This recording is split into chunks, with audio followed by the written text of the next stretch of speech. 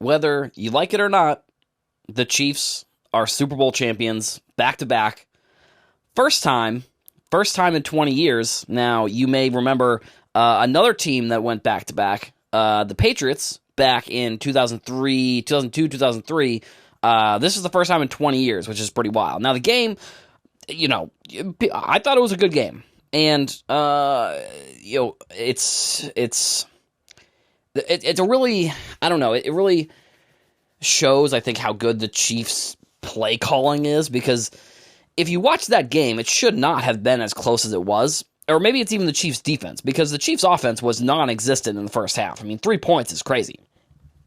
Obviously, they come out, goes to overtime, almost goes to double overtime, which I didn't even realize that they changed these rules that both teams get a possession no matter what. I was confused. I thought I guess they changed the rules. And then if it goes past the time, they also go to double overtime, which that would have been interesting. Obviously, it doesn't, because Chiefs scored that touchdown, game over. I bet on the Chiefs. I bet the money line. Not going to brag. I also bet the over, which, miraculously, the over I got was 47. So by some miracle, it pushed. So, got my money back, whatever. Now, when it comes to cards, I look at a couple different things. I mean, Mahomes' cards,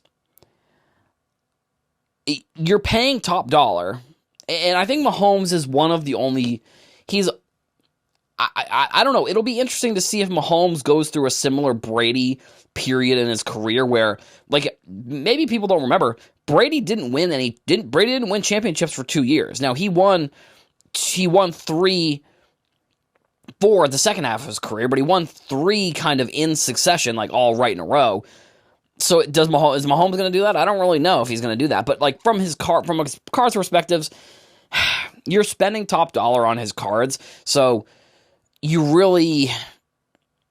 almost have to look at it as you're just collecting the card, which is insane to say if you're looking at the prices, but it's he's won everything. He's won the championships, he's won the MVPs, he's won the Super Bowl MVPs, he's an all-pro.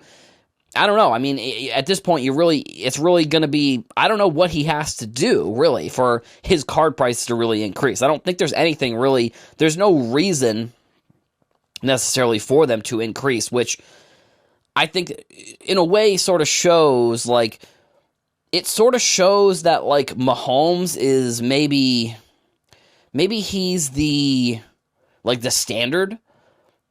Maybe I don't think I'm using this analogy correctly, but he is doing what everyone thinks that every player will do, basically. And I think that's what I'm trying to say. Mahomes is playing at such a high level that he is doing everything that maybe he is the peak of modern players, I think. And I think even it's going to be even tough to find a card that could be even close to Mahomes just based on how good he is, because you'd have to go obviously with a quarterback. And I think the only quarterback really that you could look at right now that's in a similar conversation, I think you could look at Lamar Jackson, or you could look at Josh Allen. But I mean, both of those players, if they're ever going to win a championship, they have to beat Mahomes. So that's pretty wild. Now, Brock Purdy, I think, is a very interesting player. I think right now he is a player that we'll see. We'll have to see what happens to his cards over in this offseason, if I'm going to be completely honest, because Brock Purdy is one of those players where, there are articles coming out left and right about Brock Purdy and all of the cards that have gotten graded by his. PSA is even coming out with articles. Sportico is coming out with articles.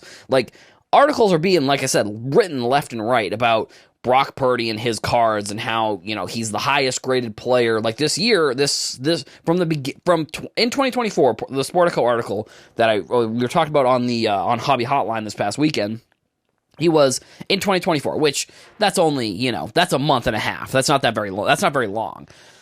He is the highest graded player in football.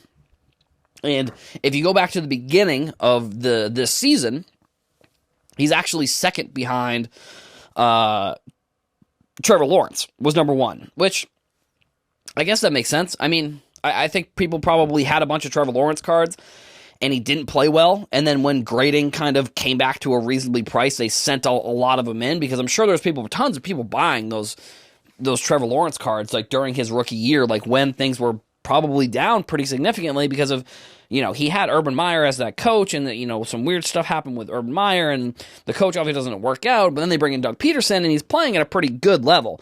But again, Trevor Lawrence has to go through, if he's going to ever be, they made it to the playoffs this year, but if he's ever going to make it any far in the playoffs, he's going to have to beat Mahomes or Josh Allen or Patrick Mahomes, and it's like, or Josh Allen or Lamar Jackson. So it's like the levels that some players have to get to, and this is sort of one of the things when it comes to prospecting that I kind of view, is like there are certain levels where players have to get to for, I think, there to be a significant jump in their cards. Now, if you're looking for quarterbacks, maybe a player like Baker Mayfield would be interesting. I think his cards are not super highly priced. He's in that same draft class with Lamar Jackson and Josh Allen in 2018. So that would be interesting. But I look at players in tiers of where they could go up. So like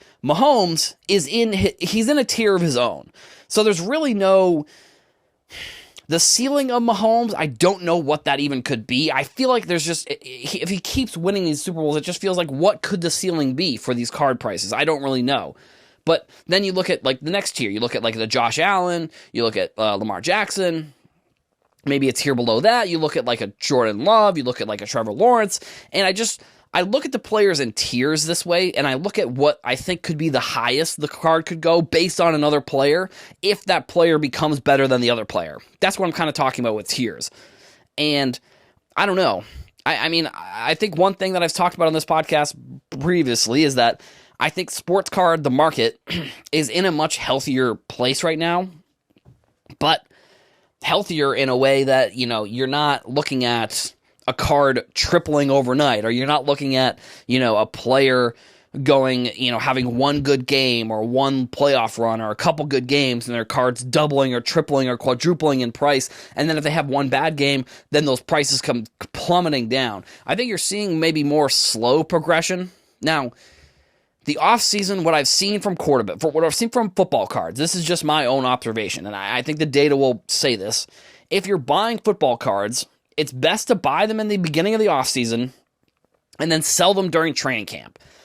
When I look at the data, that's what the data tells me. Now, you can look at your own data, you can look at your own players, and that maybe your assessment of that information may be a little bit different. But when I have looked at certain card prices of certain players over the past few years, beginning of the offseason for football, I think football does a really good job with their offseason, with the draft, with free agency, with all these types of things. And then they get people really excited during the preseason, and that's when I think is maybe some of the best time, because then after that, you really start to see where the rubber meets the road, and you start to see where maybe some players aren't as good as we thought. And this is what happened in 2020, for example. Like, 2020, one of the big issues within sports cards is that everybody had potential. Every single player you could look at and say, there's an opportunity for that player to do something outstanding, wild, crazy. And because of what happened with the pandemic, when all the sports shut down midway through the season, the potential of a lot of players was not hit, but the potential was still there because people could still point to there being potential because the games weren't going on. But with football, I don't really think that their season didn't really get too much affected, so I don't think that really happened within football cards. It happened within basketball specifically, because basketball obviously was in the middle of the season. They had to cancel everything and then restart it back in Orlando. But that's sort of, my overall thoughts on the Super Bowl. Mahomes, Brock Purdy, I don't know, Travis Kelce, maybe his cards might see a little bit of a jump. I mean, he announced that he's not going to retire. I don't know. I mean, these are just some of the overall thoughts I have on these cards, and we're gonna go into a time period during the year where there's no football. Maybe basketball gets a little bit of a bump. I don't really know. Again, tiers. You want to look at, like, could a player jump from, let's say they're the 15th ranked player, could they jump to 10? And then if they jump to 10, Does that mean that there's going to be a jump in their cards? In the past, I've seen that there has been, but again, you need to assess your own data that you're looking at and decide whether players are going to do that. Because right now, like I said, based on the games, we have not seen the astronomical increases and decreases that we did over the past few years. But like I said, to be honest, I think that's actually a good thing. Couple of big stories about Top Series 1 that's coming out very soon. First is that it's hit some stores. So there's potential that if you go out to, Target, Walmart, I don't think hobby shops. So I think hobby shops are probably smarter than to try and sell someone Series 1 before the release date, if I had to guess. But if you go to like Target or Walmart, I mean, the people that work there, they don't know much about sports cards, if I had to guess. And if they do, they probably were the ones buying. They were the ones buying all the cards before the store opened, and then that way they weren't getting on the shelves. I'd be interested to know, like, if Walmart or Target did some, a little bit of an audit here, and they either saw how many cards were bought before the store was open or after the store was open. I think that would be a very interesting audit for Fanatics or Panini to do to some of these retailers, because I bet you there's actually a decent amount of, there's probably a decent amount of people that work in retail that knew what these cards were, and they just weren't putting them out. They just were, and then they were buying them, or any of them that bought with like their employee discount. I mean, this is like whatever. This is not the point of the episode.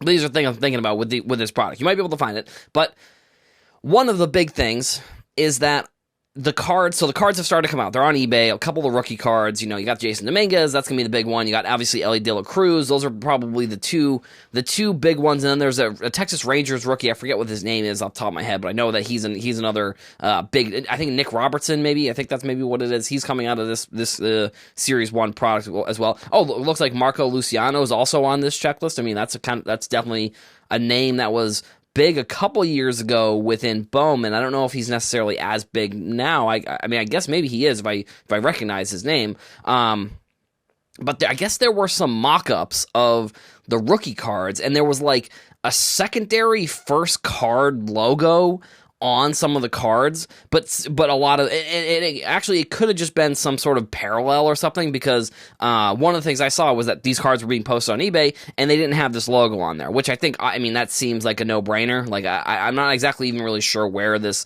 mock-ups were coming from. Like, I just remember seeing them a couple months ago and being like, this seems like a bad idea if they're going to add another logo. Like, there's already so many logos and stuff on this card, especially if you're a rookie, and then you potentially have the rookie cup, which I think Ellie De La Cruz will have the rookie cup. I'm not 100% sure about that, but like, there's just already a lot of stuff going on. So for them to have added, or for them to have planned to add this thing, I didn't think it was a good idea. And it looks like, that if you look at some of the cards on eBay, that is not the case, which I think is definitely a good thing. The other thing is that Topps put out a rookie checklist, this is something they have done with a lot of like the Bowman. I think they do this with Bowman. They do it with Series 2. I saw they did it with Topps Update last year. And I think this is a phenomenal idea for Topps. One thing that I advocate for on this podcast and Hobby Hotline and any of the Heroes for Sale content that I do is education of people within the hobby. Because that was one thing that when I was coming back into cards back in 2017, 2018, 2019-ish, I know that's 3 years. I think it was 2018. I should have just said 2018 because that was the year. But when I was coming back into cards, one of the things that I was having trouble with was just information. There was no, there were a couple different websites, but the amount of information that was important, I felt like it was a lot of searching that I was doing. It was a lot of searching for which player had a rookie and which set, and this is one where I think Topps is, it's starting from the, no pun intended, it's starting from the top down. Starting from these sports card companies down. Oh, so 14th, sorry, that's when the release date, so that's tomorrow. Or depending on when you're listening to this, it's gonna be Wednesday the 14th. So, like I said, depending on when you're listening, that's when the product is out.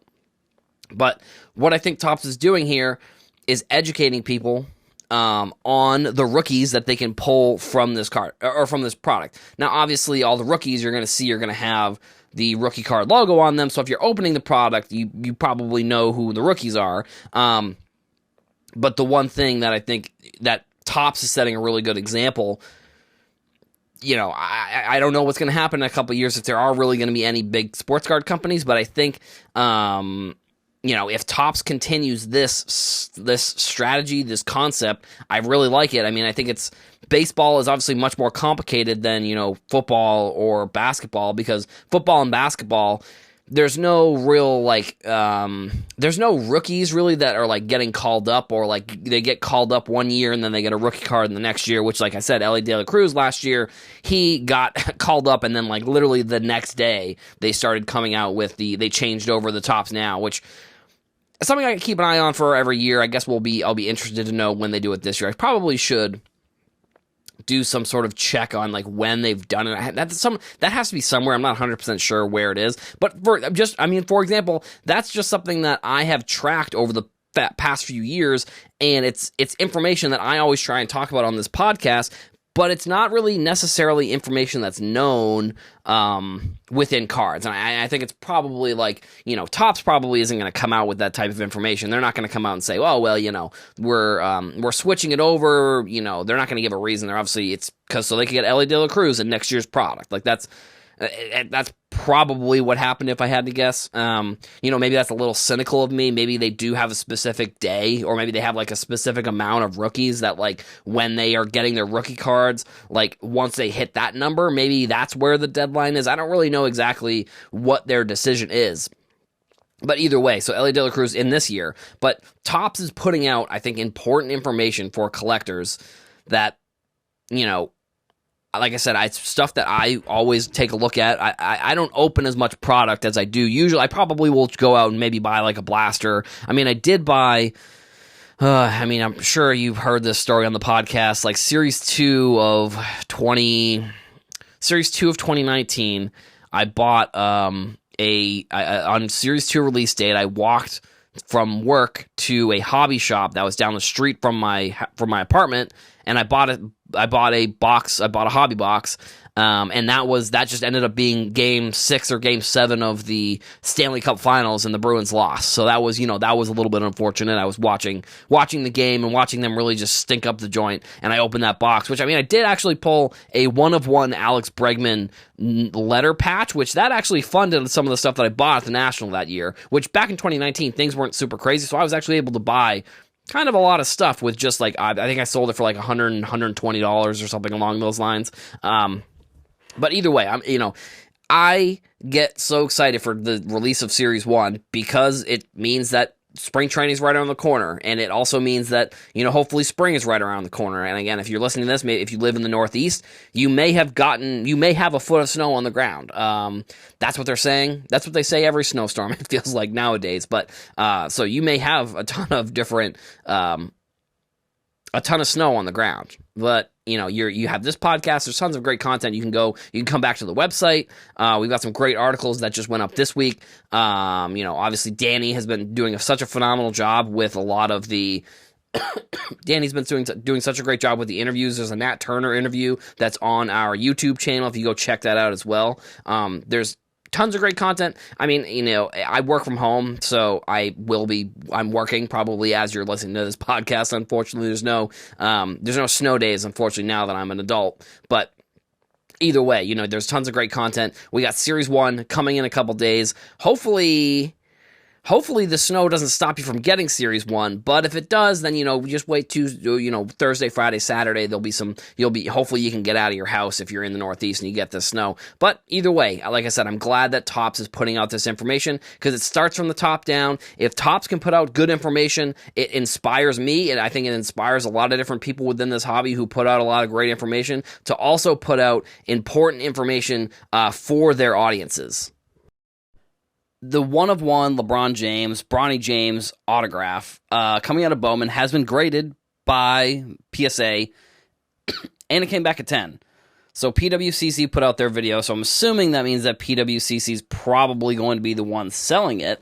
And I think actually this card is a pretty decent example of when a breaker doesn't pull a card, it doesn't get as much maybe attention or publicity, because I did see a few of the hobby news accounts tweeting about this card and posting about it on Instagram, but for the most part, I feel like it went kind of under the radar. Like, I didn't know it got pulled, honestly, until I was, so this last Saturday, I was the host on Hobby Hotline, and I think Horatio brought up this card that it was pulled, and I was like, oh, I didn't even know that it got pulled, which, you know, I guess that in theory, there's also certain breakers that if this had been pulled, maybe other people would have talked about it. Like if Backyard Breaks, for example, had pulled this card, I'm sure I probably would have seen it. But it wasn't pulled by a breaker at all. It was just pulled from a hobby shop. Someone bought the card, or someone bought like a box and it was pulled out of a hobby box. Which, I mean, that's obviously, I think that's a good thing. I think it gives, this is a way, like when I talk about the hobby being self-sustaining, this is an example of it, I think, being self-sustaining, where the person bought the hobby box, they got the card graded. I mean, it's the biggest card in the whole, I feel like it goes without saying, honestly. It's the biggest card within the whole product, realistically. So, like, obviously, whatever this amount that this person gets for the card, I don't know what it's going to sell for.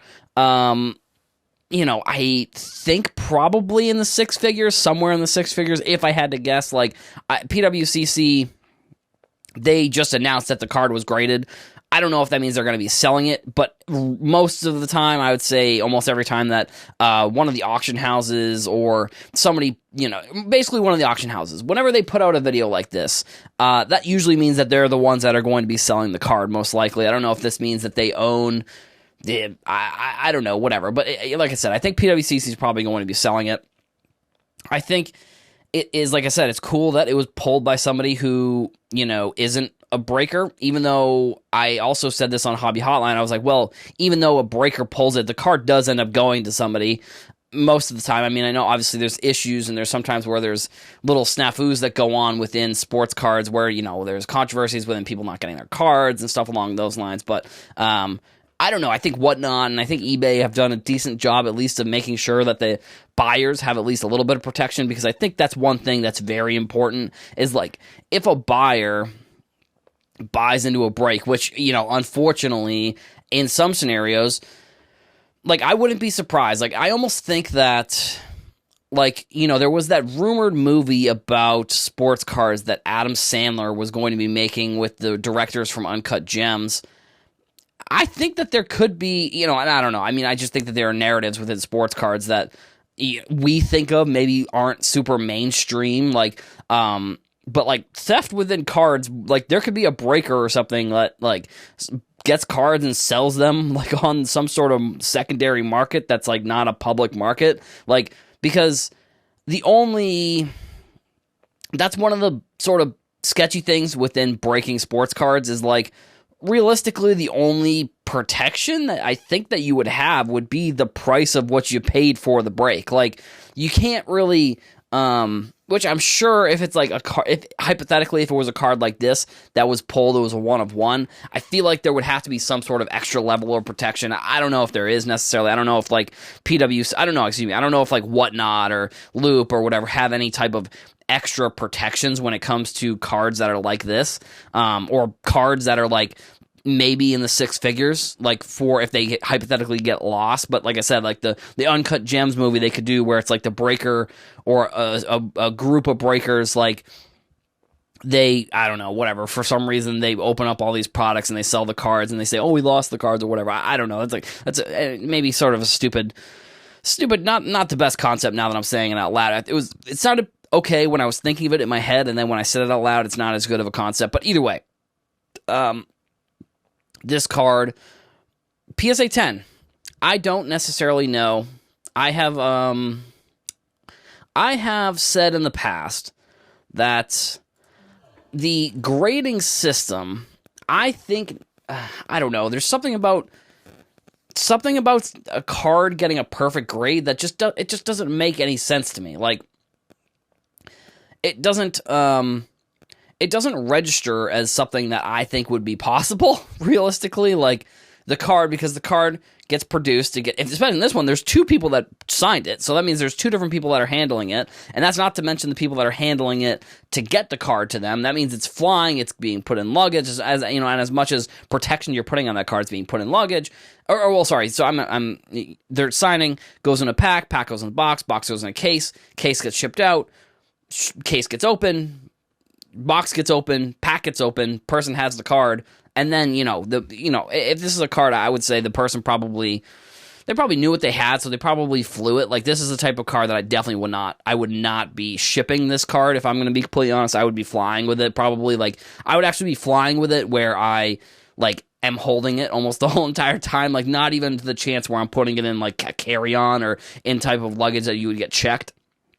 But so, the other card that I think is important that we talked about a couple weeks ago, or maybe last week, was the 1/1 Bronny autograph coming out of Bowman, just the Bronny, which that's listed on eBay still for $100,000. So I wouldn't be surprised. I mean, this is the first LeBron. I mean, actually, now that I'm saying it out loud, this is the first LeBron auto in quite some time. So it's definitely going to be six figures. Where it lands in the six figures, I'm still not 100% sure, just based on where we are in the market. I think if LeBron, has a kind of a deep playoff run, like that could be a reason to not sell the card right away. But at the same time, like I said, if PWCC is tweeting about it, that probably means that they are going to be selling it relatively soon. Like or they're going to announce when they're going to sell it potentially. I don't know. I don't know when that's going to be. But the 1/1 cards, they're obviously always going to be huge cards, and I think with this one, it is good because it's an autograph. I think to get it in some sort of PSA slab and have it protected so that way you don't have to worry about, because even if this card comes back if it comes back a 9, I think that still doesn't hurt the price of the card. But I guess like, if if it comes back a 7 or an 8, I don't know. I mean, that's where, if it comes back a 6 or a 7, I think that's where you have some issues with the pricing. If it's an 8, 9, or 10, I don't really think that necessarily affects the grade. Or affects the pricing of the card itself. I think, with the 10, that actually helps maybe the price of the card a little bit. That's where I see like a 9 or an 8 doesn't affect it. A 10, I think, definitely helps it because then you really are getting sort of a pristine card. I think it would be, it would be interesting to see it, and there's no way to tell really a difference in pricing of if this card graded a 9 or an 8 or a 6 or a 7 or now because it's in a 10 and there's no reason for somebody to crack it. Like that's kind of the other thing. It's like if it was a 6 or a 7 or an 8, there's a potential that somebody might crack it and send it to BGS or send it to SGC. But the fact that it's in a PSA 10 slab, I mean, that is like best case scenario for a card or any card that you're really pulling. So I would imagine, like I said, PWCC will probably announce soon when this card is going to be sold. Does it sell in the six figures? Yeah, probably. Where in the six figures? I'm not 100% sure, but I would suspect that we're going to see a pretty decent amount of marketing around this card when PWCC announces it's going to be sold. Ryan Cracknell, who I would say he's probably one of the best hobby reporters in terms of just like putting out a ton of great information. I source him a lot when it comes to just looking for information about products and packs and cards and stuff. Works for Beckett, like I said. Trader Cracks on Twitter. Definitely go check out his account because, like I said, one of the best reporters, and I do source his stuff a lot when I'm looking for information. So he put out a post the other day. So in 2024 Top Series 1, there's 18 different configurations, which is the types of boxes and packs across hobby and retail. So that could be anything from like just a plain regular hobby box all the way to like a cello pack from some random retail. Like I said, it really, there are 18 different versions of it, which means I think that there are hobby and retail exclusive parallels. I don't necessarily know if the difference in configurations means there's going to be different parallels for each of the different configurations.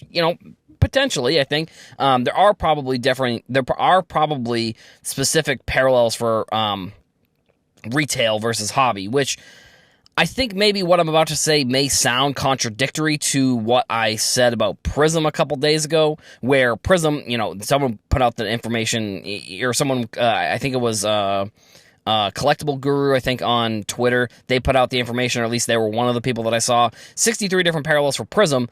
I think with Top Series 1, that's what this product should be. I don't know, it feels like a very important product for Topps on multiple different scenarios. It feels like it's a product that feels like it's, obviously should be the most mainstream product. I think Bowman, they have definitely tried to make more mainstream with a ton of different, like with the Brady campaign they did this year. I think they're trying to make, because Bowman I think is widely renowned within sports cards, but maybe the mainstream doesn't know about Bowman, and as the mainstream, they can kind of keep adding on to the mainstream knowledge about certain products. That's what I think is going to help the growth of the hobby in general. I think if they're looking at what's popular within sports cards, or what's popular within the industry, and figuring out how they can make that more of a mainstream topic or thing that people are more interested in.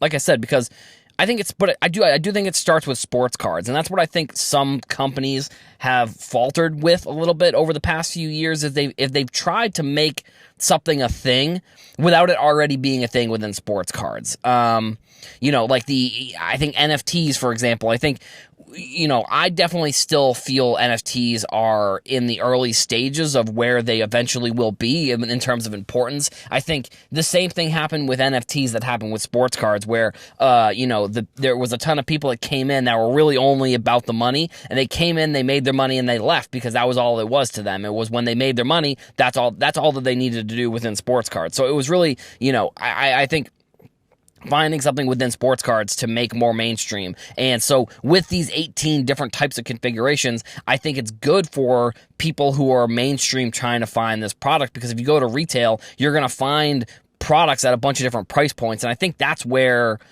this really comes down to. I think it's the different price points for cards, for different types of product, different types of packs, different types of boxes, different types of, like I said, cello packs, different types of different ways that you can buy the product, whether it's in retail or if, a hobby shop has a bunch of different configurations. I think it's important, because this is, Flagship it goes without saying, like the name of it is the flagship product, where Prism is, I think, the flagship product for Panini, or at least it was. They're losing the licenses. It was probably their flagship product. And I think I don't know. I mean, I guess it really would have been kind of tough for Panini to come out with a new product and try and make it a flagship product. So I think turning Prism into their flagship product, although I don't love what they did to Prism, I think it was a good business move for them, because I think that they made out like bandits, if I'm going to be completely honest. Like, I really think that they took what was and that could be an example of, Panini taking a product that was most popular within sports cards and then making it mainstream, turning it into a product that, like, if you ask maybe somebody who is kind of into sports cards, maybe they're not, they know what Prism is. Like, so, and it could actually, like I said, it could be an example of what I was just saying, where they took a product that was mainstream within sports cards, within the industry, and they made it more mainstream within popular culture. And I don't think they necessarily did. Unfortunately, I think with Prism, it was what's the term that I'm looking for? It was like when something, it's not necessarily Prism's fault that it became what it is, and it's not even really necessarily Panini's fault that it became what it became. And to go back to Topps a little bit, the 18 different types of configurations, I think, is smart to do with a flagship product like this, and that's, I think, what Panini has done specifically with Prism as well. They've really just taken it and they've almost copied what Topps has done when it comes to importance, when it comes to how many different types of cards you can get out of the packs. I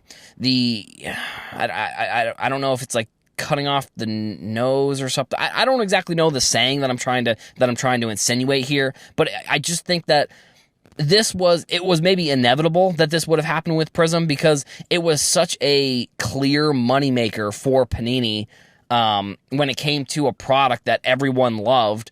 And all they had to do was just turn on the printers, and that was going to lead to more sales and more, pre-sales and more of everything for Prism, for Panini. It was inevitable, I think, in my opinion. Like, and it's not something, if I were to go back I don't know, 5 years, I probably wouldn't be saying that. I'd probably be saying, well, Prism will probably be, it's going to be like a mid-tier in terms of like mainstream product, in terms of pricing, in terms of the card, the after market cards. Like it's not Score, it's not Donruss, it's not, I mean, I would almost put potentially Optic in that same conversation. It's not, Score, it's not Donruss, it's not one of these like lower end, or Hoops, for example. But it's also not like National Treasures. But there was a very niche in the middle there where Prism was, and where Flagship, I think, still is, in my opinion. I don't think Flagship is in the same conversation as like as Score or Hoops or Donruss. I think it is definitely price-wise and availability-wise in that conversation. But I think in terms of importance, I think that the Flagship is much higher. And I think seeing the 18 different types of configurations, I think that is good for cards. I think that's good for Topps. Does it, are they going to increase, their revenue because of all of these different types of products? Like, I don't think that's this product specifically. It almost feels like it should be like a wash.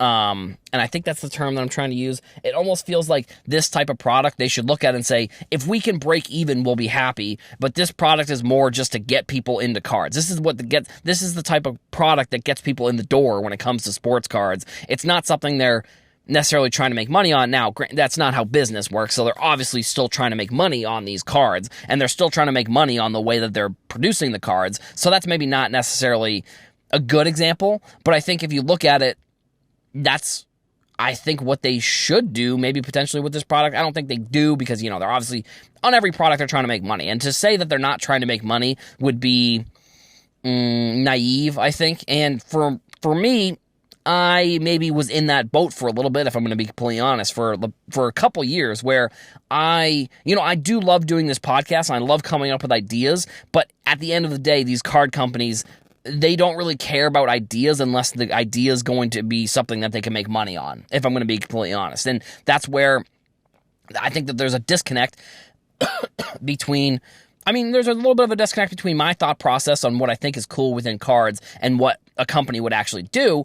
But either way, I think that with Series 1 coming out, I think it's an important product that gets people in the door and gets people interested in sports cards. So they're going to try and make it as many different ways as possible, and make it as easy as possible for people to buy this product, so that way they can get into cards. Because Prism for a while was sort of what I think they were trying to do with this product, but it was hard to find, and that was another reason why it was so popular, I think. And same with Select. It was a little bit hard to find, if I'm going to be completely honest. And that's what made Select, I think, as popular as it was. Flagship, on the other hand, not hard to find at all. And it shouldn't be, because like I said, it's the product that people are, they need. Topps doesn't. They need this product. They need to get people into cards, and this is definitely a way where I see that people are getting into cards based on just one product releasing, where other products, I feel like it's maybe not the same thing. All right, so I'm going to address the rumor that I've seen that yes, it is 100% true. I did buy some Prism basketball at Walmart yesterday. I don't usually buy wax. I'll be completely honest with you. I don't usually. I very rarely will buy, especially Prism basketball, if I'm going to be completely honest. $35 for a blaster.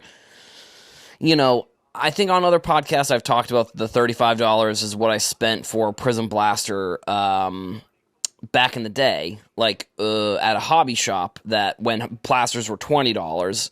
I bought a Prism blaster, I think, on probably release day or a couple days after release day at a hobby shop near my apartment. I bought it for $35. I think $35 is a fine price for a product like Prism. I did get a decent amount of cards. There were a decent amount of packs. I think there was probably six. I think there were six. Either 6 or 8 packs. I forget off the top of my head. Actually, now that I'm thinking about it, I think I might just look at that. I have the box actually in the other room. So I'm just going to, this is me live walking to the other room. I'm going to check out the box. It was 24 cards per box. So yeah, there was 4 cards per pack. So that means there was 6 packs. 6 packs in the box. I did have to, and the other rumor that I'll admit is true is I had to use scissors, and I feel bad about it. I don't feel good about having to use scissors to open these packs, but maybe it was because I was also eating snacks. That also could be a case where I was eating snacks and I was trying to open up these packs, and my fingers were so slick I couldn't open up the pack. So I grabbed the scissors. I made sure the cards were at the bottom of the pack. I cut them. Which these packs, if I'm actually going to be completely honest, if you have a Prism pack, it almost looks like the design of the pack is supposed to show you where to cut the packs from it. Because like if you open up any Prism, or you open up any Prism packs, the top and bottoms of the packs are like different colors, and if you make sure that the cards are below and you cut where the color changes, it opens it open, and then I ripped it open. But that's where I cut, and I cut all the way across. And back in the day, I think $35 for a blaster of this was fine. I didn't pull a Wembanyama, unfortunately. I didn't really even pull any. Which actually, now that I'm thinking about it, I don't even think I really know many of the rookies in the NBA this year. Just Wembanyama. I mean, Chet Holmgren, but he was a rookie from last year. He gets the Ben Simmons treatment where, because he was hurt and he didn't play all of last season, he's technically a rookie this year, where actually his rookie card is going to come from the previous year. I think Ben Simmons won Rookie of the Year over Tatum. I believe it would have been over Tatum in that first year, which, obviously as a Celtics fan, I'm a little bit biased there, but so my thoughts on the product. I thought it was fine. I thought 24 cards per box for $35. I mean, you kind of, it's Prism. I understand that. So you're opening it, and you kind of know what you're expecting. $1 per card, I don't think is too wild to go. If you're gonna go $35, or if you're gonna sell it at a price point, because obviously Panini doesn't control what Walmart sells it for. But if you're gonna sell it at a price point, where Walmart, and that's maybe my other question is like, where did the price increase? Like, did Panini increase the price, or did Walmart increase the price? Because this was one of the things that I think is an okay change within retail product, is the price increasing a little bit so that way you can find it no matter what. Because the margin of, at least nowadays, the margin of if you're going there and you're buying all the product from the shelves, which a lot of places, Walmart, Target, they do like a 2 minimum, which, again, you can get away with it if you just go to a self-checkout and there's nobody at the front door. Because if there's somebody at the front door, maybe they might give you a little bit of a hard time, but you just go to the self-checkout and ring out 2, pay for them, ring out 2, pay for them, whatever. Or go there with a friend, each of them get 2, you can just give them your card, or, you give them Venmo or whatever. But I think the thing that I think happened within sports cards that was good was the price increasing of blaster boxes. But the thing that was bad from that was that the price increased, but then also the print run increased and the quality of the cards decreased. So I wish that there was I wish there was more of a middle ground there where, sure, maybe price increase. And I actually probably would have gone 30. Again, we don't know if it was Walmart's decision to increase the price or if Panini increased the price, which then caused Walmart to increase the price. I don't really know which went one way or the other, what exactly happened. But I would have liked there to be more of a middle ground within retail product. I mean, there was a ton of stuff. There was a ton of product. And maybe that, maybe that's just, to be honest, maybe that's just me being, maybe that's just my hopes and wishes for this product, which in retail, for example, if you're buying retail, I think $35 is maybe a little bit too high, if I'm going to be completely honest. I think $30 would be fine, because like back in the day, if you think about it, you could buy, if for $20 blasters, you could buy 3 blasters with, so 3 blasters, so $60. Nowadays, you're paying 70 for 2. So it's like that dramatic increase. You're almost taking away so many cards from people that are opening in retail, which, like I said, I think that I'm very conflicted with whether I want retail to be valuable, which then makes it so that way the price has to go up, or if I want retail to be not as valuable, but then the price doesn't increase. I don't really know. Like I said, I'm always a fan of making the hobby self-sustaining. Realistically, I probably could sell all the rookie cards. Like I think I got a rookie card in 4. It was either 4 or 5 of the 6 packs. I was actually kind of surprised in one of the packs. I opened it up and I didn't get a rookie card at all, which within Prism, you're only getting 4 cards within a pack.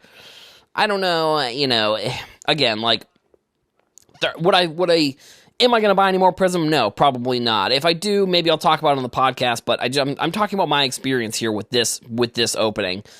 It was okay. I mean, I think I would, if I'm going to be honest, I would probably rather spend $35, and this may be a hot take, I think, if I'm going to be completely honest, and it's something that I don't know what people are going to say about this, but, like, I would rather maybe spend $35 getting into a break than $35 on a blaster box. Because the $35, I feel like within a break, if you are, whichever way you want to do it, because I think Flagship, I'm pretty sure, like, Topps Flagship, I think is only $25. That's because that's what I was actually looking for. I was looking for some Flagship when I went to Walmart to look for the cards. I didn't find any of it, unfortunately, so I did buy the Prism, because I think Prism was my backup plan, knowing it was going to be $35. I wasn't surprised it was $35. I knew it was going to be $35. But I just feel like there's probably a decent shot that for $35 you could get more within a break than you could for $35 where you're just opening up a box. And it really, I mean, it comes down to the experience that you want. Like, if you want an experience of buying a box and opening up the cards, then that's the experience you're choosing. If you want the experience of the potential that you're going to get all the same team, you might get a good card, you might not get a good card, and again, good card is very subjective, but you're going to get all of potentially one team's cards, and you're not going to get as many cards probably, because you're only going to, depending on, I would say, I don't know, $35, I don't know what that would get you really from a Prism break. I'd have to imagine it's between 2 to 3 hobby boxes, if I had to guess, for a random team break. A picker team break, I mean, don't even, obviously the Spurs spot in a picker team break is going to be super expensive. That's why I don't know. I've never bought into a pick your team break, really. I only go into random, because again, you're within random, you're adding an extra layer of gambling, I suppose, to it. And for $35, like I said, you could, you might get, I don't know, you might get the Spurs, or, you could get, like, the Celtics, and you might get, like, some sort of low-numbered parallel, or some low-numbered card for any of the good Celtics players, but, I think just overall, that's actually something that I need to look into probably a little bit more, is, like, what $35 are you, if you were spending $35 on a blaster, are you spending $35 on packs yourself? What are you getting versus if you're buying $35 worth of a break? Which, like I said, off the top of my head, I'd have to imagine if you're buying into a Prism break for $35, it's probably, it's probably 1 to 2 hobby boxes if I had to guess. 2 to 3 is probably a little bit high, but, I'm not really sure. Like, I'd have to look into it, I guess, which, I'm not sure what the prices of breaking of Prism is, but either way, I think that's what you're looking at if you're looking at that product. So it really comes down to the experience that you want. And, like I've said in the past, one of the great things within sports cards is that there are tons of different ways that you can do the hobby how you want, and you can spend the money the way that you want. You don't have to listen to me. You don't have to listen to anybody. Or, $35 you probably could buy, if you're just looking for the Wembanyama card, you could just probably buy a Wembanyama card for $35. Like, there are tons of different ways to do the hobby, and I think that's honestly one of the great parts about this industry and about this hobby in general.